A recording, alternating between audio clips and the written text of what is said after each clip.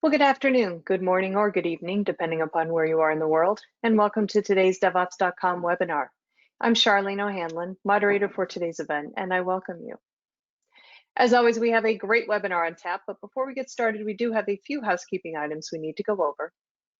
First of all, today's event is being recorded, so if you miss any or all of the event, you will have the opportunity to access it later on. Following today's webinar, we will be sending out an email that contains a link to access the webinar on demand.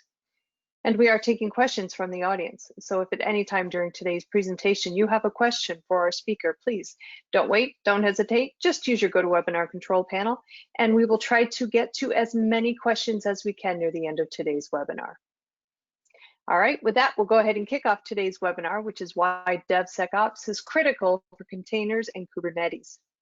Our speaker today is Kirsten Newcomer, who is the Director of Cloud and DevSecOps Strategy at Red Hat. Hi, Kirsten. Thanks so much for joining me today. Love your hat. Thanks, Charlene. Great to be here. I so appreciate the invitation. So let's jump right in. If I can get my controls working, there we go. So things move fast in today's world, even with some slowdowns happening due to the coronavirus. The world is still changing rapidly, and in part in response to the coronavirus and to the pandemic. And so for all of us in business, our ability to be successful is really dependent on our ability to innovate. I would say no more so than now, even more so now than ever before. Some of the most common areas of innovation that we see today are shown on this slide, right? Connected applications, AI for strong recommendations, data analysis, data lakes, being sure that you're able to be globally available, and deliver your business in new ways. But the business can't deliver on all of these transformations and these innovations without IT. And so for IT to succeed and support the business, IT has to be able to keep up with the pace of development and of innovation and the pace of change. So one of the most popular ways to move more quickly today, to deliver applications more quickly, is with containers. Containers have broad appeal because they provide the ability to easily package an application with all of its dependencies into a single image that can be moved from development to test to production without change, right? This is a big deal. Historically, you would have had to kind of do all sorts of configurations on your test environment and then your production environment, and sometimes there would be differences between those configs that needed to be made, and that would cause problems that would be isolated, be hard to isolate and figure out. Furthermore, containers can be deployed anywhere the host operating system runs, so they can be deployed, again, without change to a VM, to a public cloud, private cloud, bare metal, all available. But of course, containers, to really be effective and to meet the scale that enterprises need, you need a container orchestration platform. So you need really Kubernetes. Kubernetes has won the orchestration wars. It is the most prominent container container orchestration platform out there. It provides the scaling that enterprises need, the resiliency, the networking that is required for service-to-service communication, and support for important deployment methods, such as the ability to do a blue-green deployment. Say you're kind of planning an upgrade and you want to move your traffic over incrementally from the blue version to the green version. You can do that with Kubernetes. Or a canary deployment. You maybe have a new feature that you want to try out, but you just want a subset of your users to try it, and you want to see how that goes first. Kubernetes does all of that for you. Of course, both containers and Kubernetes support agility, but agility doesn't succeed in silos, right? And this is really where DevOps comes into play.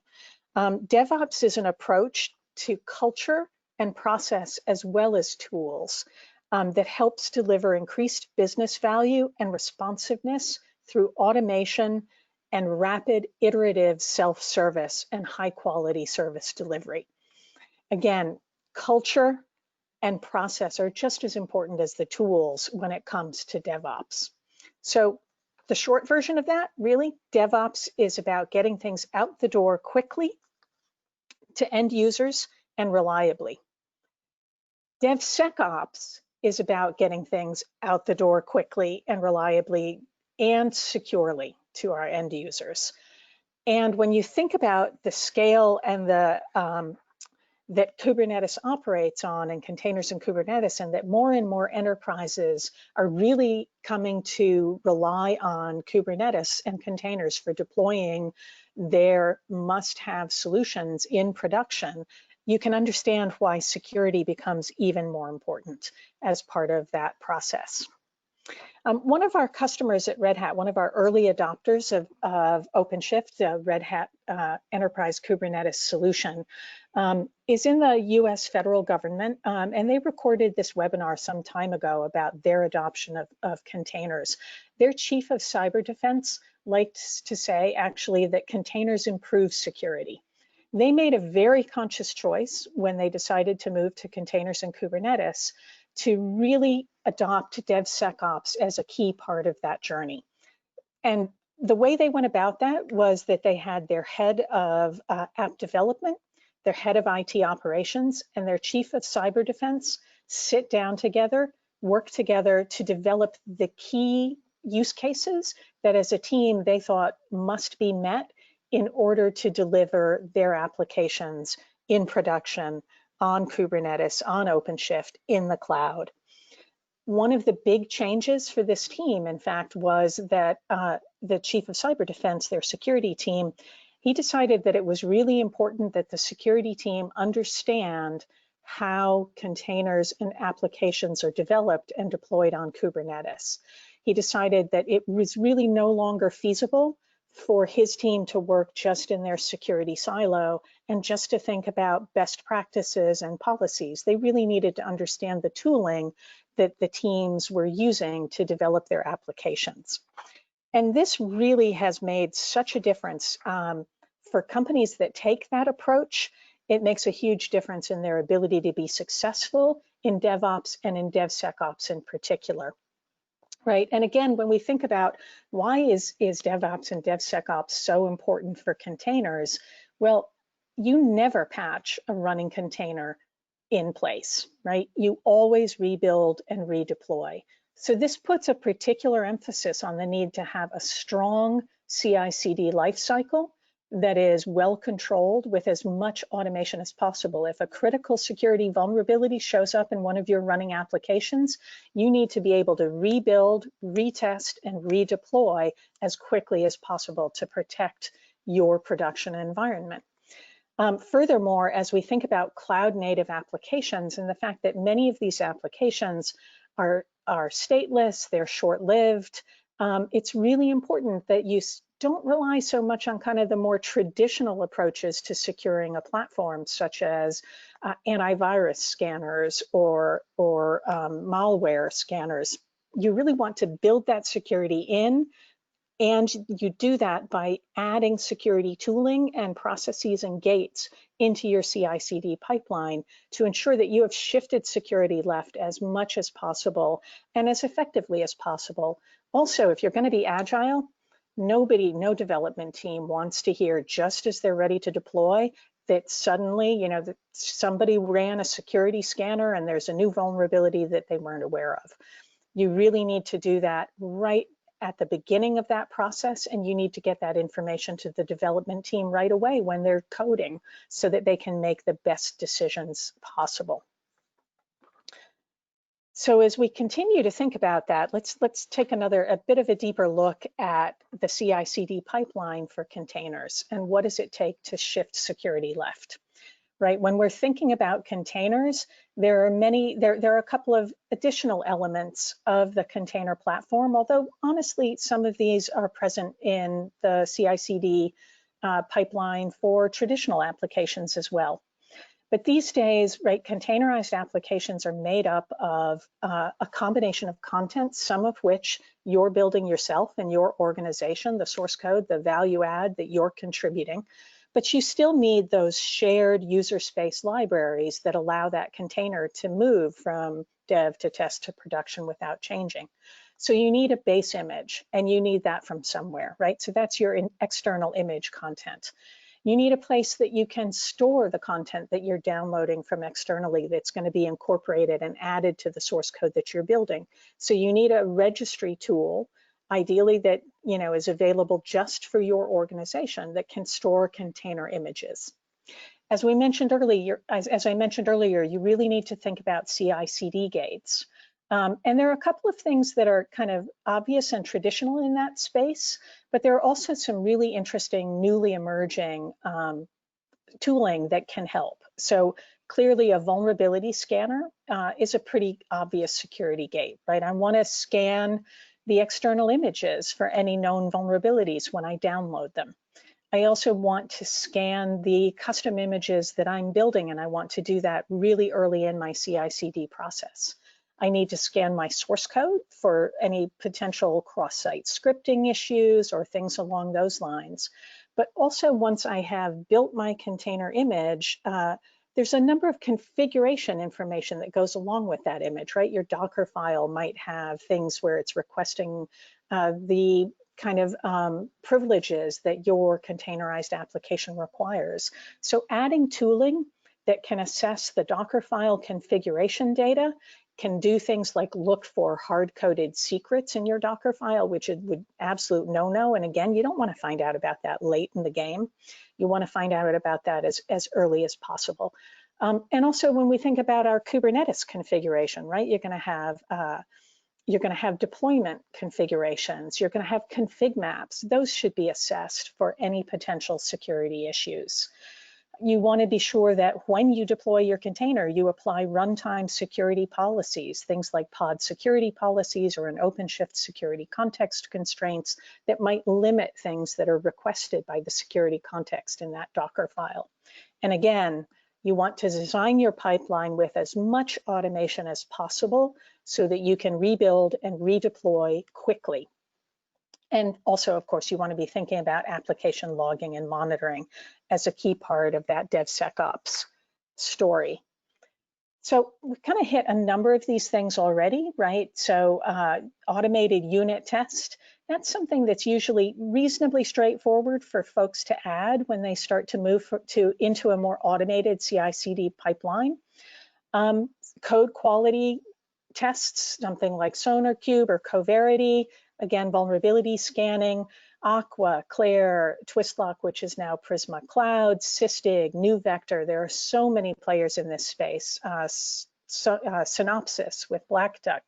Great things to think about and add, lots that you can do. So be sure that you take a look at all these stages of your pipeline and think about what are the gates that you want to have in place to ensure that, that you've got the security built in and shifted left.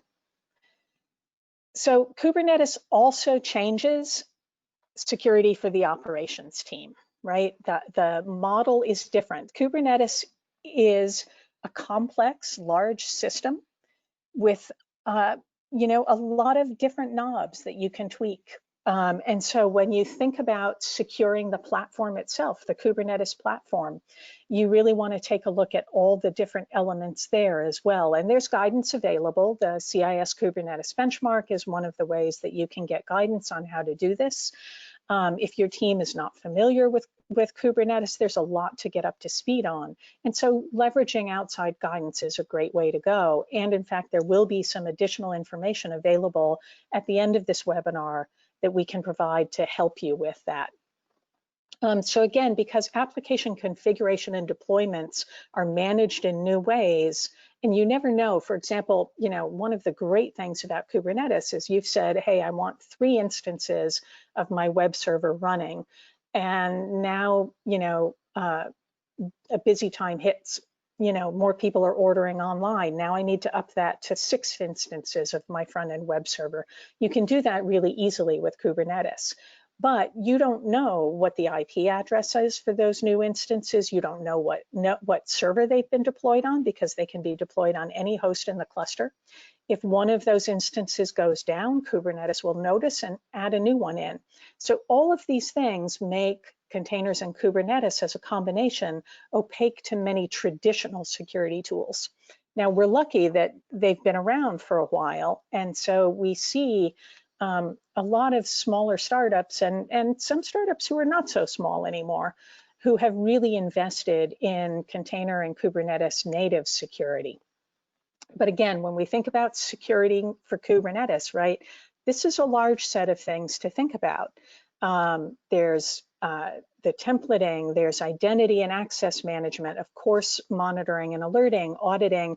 Many of these, if you think about it, are the common principles that we're used to applying when we think about application and platform security, but they're done in different ways in a Kubernetes environment.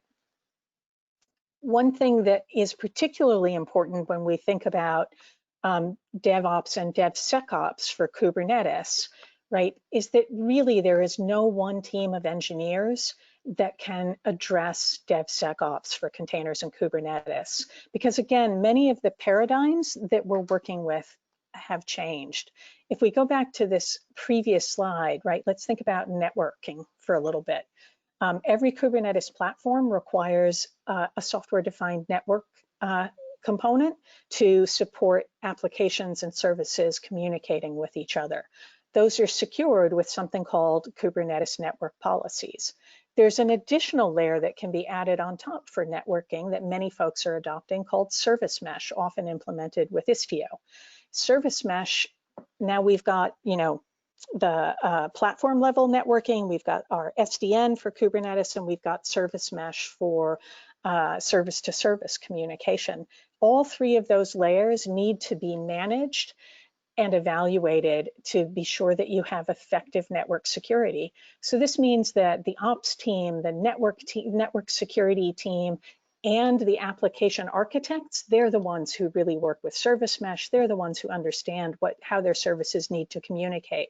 They all need to work together to ensure that the right security posture is maintained for the applications and for the platform. So when we think again about securing the Kubernetes infrastructure, the container application platform infrastructure, we want to think about all of the elements listed here, right? So again, Kubernetes is a fairly complex platform. It requires a certain amount of configuration. So you need to think about the configuration and lifecycle management of Kubernetes itself, as well as the applications running on top of the platform. You want to think about the security for the hosts, all of the nodes that make up your Kubernetes cluster, right? How are they hardened? What is the best way to manage upgrades to those hosts?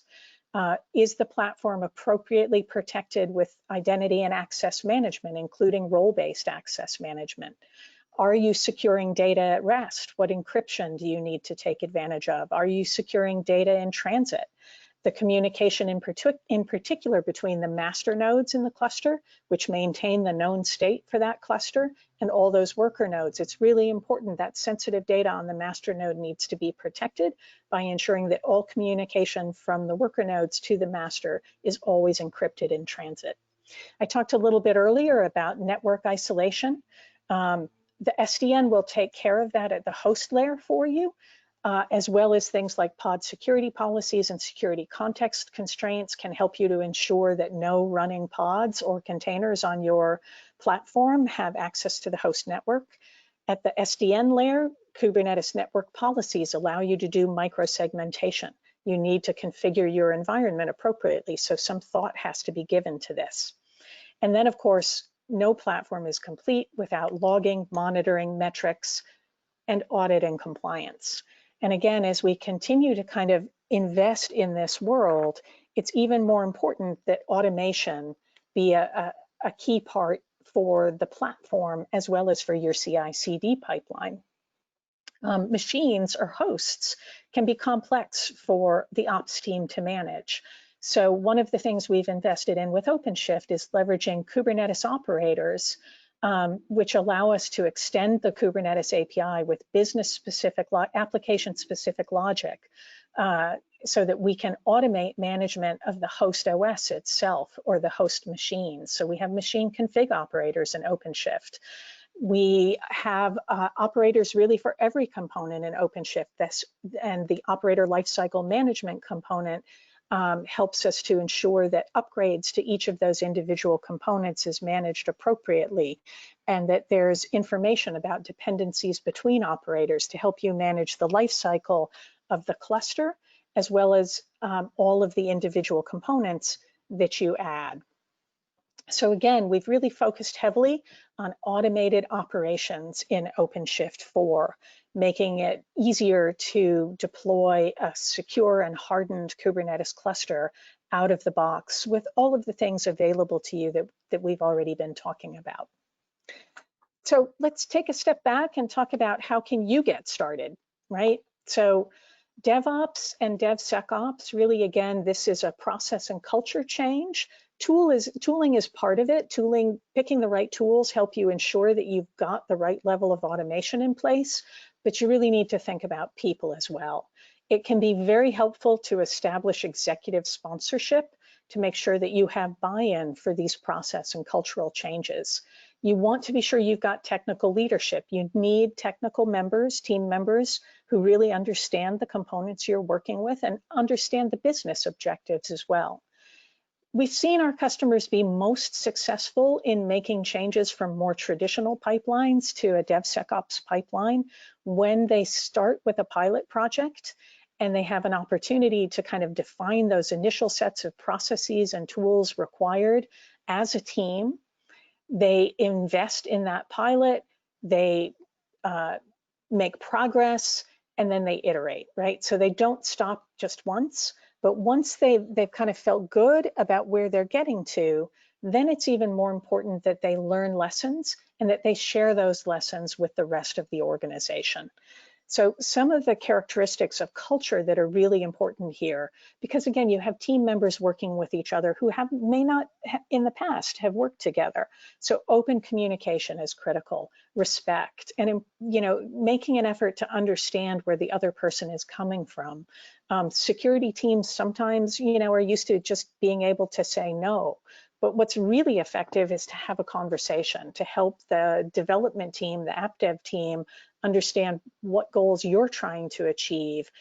Just because you've achieved them one way in the past doesn't mean you're going to achieve them the same way in the future, as long as you understand each other and kind of understand what the goals are so that you can figure out the best solution moving forward. The team needs to be incented, and that's again where executive sponsorship comes in. And don't be afraid to embrace experimentation, failure, and be patient.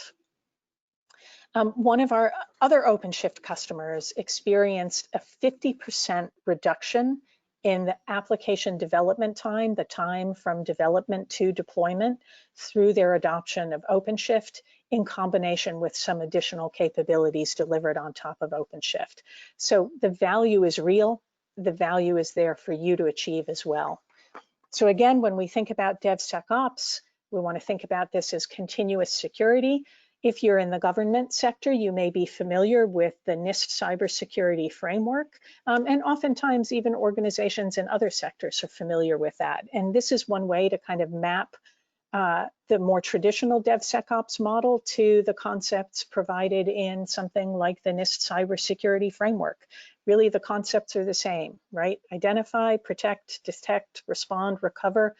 Iteration is what it's all about. Thank you. That's all I had prepared. I would be more than happy. I believe there may be some questions in chat and would love to kind of have a further conversation with you all. All right, great. If you have a question for Kirsten, please go ahead and use your GoToWebinar control panel, and let's go ahead and get started on some of these questions here. Got some good ones in. Here's one for you. In production, how are users protecting container workloads? Right, so that is a great one. And again, there's a lot of capabilities available to you today in Kubernetes itself to protect container workloads. One of the key ones is pod security policies, which is a Kubernetes admission controller. And that allows, and in OpenShift, our version of that is security context constraints. But what those two admission controllers do for you is they allow you, for example, to say that on every worker node, no containers with privilege are allowed to run by default. So that you can kind of give the operator the ability to set or the cluster admin, the ability to set constraints on what is coming into the cluster. And that means that even if you don't have some of those tools embedded in your CI/CD process that can be really helpful in assessing whether there's excess privilege being requested by a particular container, you can actually protect your environment against those containers. Similarly, you can also use admission controllers to prevent deployment of container images that come from untrusted external sources. I always recommend that people only, for the production cluster in particular, you should only be deploying container images from your internal registry that contains images that you vetted and approved for production deployment. So those are some of the basics of just easily available now. All right, great. Here's another good one for you. How has security changed DevOps in the time of COVID?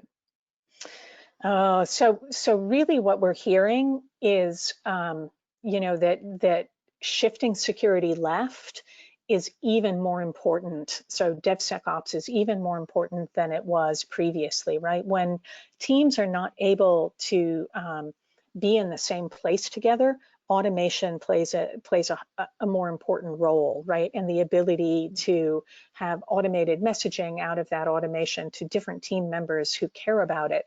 Also, your teams aren't necessarily able to go on site to the data center to troubleshoot anything in particular. So you want to be sure, again, that you're assessing the security of whatever you're going to be deploying into production as early as possible. And so we're really hearing an uptick in an interest in trying to have, how do security teams work more closely with their app dev teams to ensure that there's fewer issues in production and less disruption.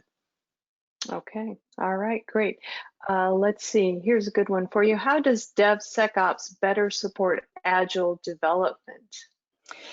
Well, it's hard to be agile when you're doing everything kind of at the end of the life cycle, just before deployment. Agile, really the goal of Agile is that you deliver things in small increments frequently. And so really you need a DevOps pipeline with as much automation as possible to help you deliver quickly and frequently. So agility means that if something does get broken, I can fix it quickly. And DevOps, again, with all parties involved, right? It's development, operations, and security. In fact, the original definition of DevOps always included security. It's just kind of gotten lost in the shuffle. But you want to be sure that those teams have been, working together and understanding everything that's required to get from the early stage of coding to that final production deployment, and then to update that production deployment. And DevOps helps you do that. All right, great. I think we have time for one more question here. Let's see. Okay, here we go. Have you seen an acceleration in the use of containers in Kubernetes in general, especially as more organizations are focusing on DevSecOps? We've certainly seen an acceleration in the adoption of containers in Kubernetes. I mean, it's really just been growing by leaps and bounds. We also continue to see, I'll be honest, we continue to see organizations who are still learning to do DevOps and still learning to do DevSecOps as well. And so it's one of the reasons that we find our customers are most successful when they do invest in the learning process around DevOps and DevSecOps. In fact, we kind of developed a process, our Open Innovation Lab, where we are able to kind of team with our customers to help them take one of their real-time projects, their real projects, and help them figure out what would it look like to deliver that in a DevOps fashion. We ideally take them out of their day-to-day work life to do that. Of course, we have to do that virtually these days. But they're so much more successful in their adoption of containers when they've had that opportunity to really internalize the cultural and process changes and have that be facilitated by a third party. It doesn't have to be Red Hat, and it doesn't have to be a third party. Some folks are able to do this themselves, but it really makes such a big difference in the success. Excellent, excellent. Well, unfortunately, that is all the time that we have for question and answer period. If we didn't get to your question, I apologize, but please know that Kirsten and the folks at Red Hat will be getting a copy of all of the questions that came in, and I'm sure somebody from the organization will be more than happy to follow up with you. Also want to remind the audience that today's event has been recorded, so if you missed any or all of it, or if you just want to watch it again, you'll have the opportunity to do so. We will be following up today's webinar with an email that contains a link to access the webinar on demand. And the webinar is also going to be living on the DevOps.com website, so you can always go look for it there. Just go to DevOps.com/webinars, look in the on-demand section, and it should be right there waiting for you. Kirsten, thank you so much for such a great presentation. It was really, really interesting to kind of hear about the whole kind of evolution of Kubernetes and containers and how it really all fits into the DevSecOps picture. So thanks very much, very informative, really appreciate it. My pleasure, thanks Charlene. All right, all right. Also want to thank the audience for joining me today. This is Charlene O'Hanlon and I'm signing off. Have a great day, everybody. Please stay safe.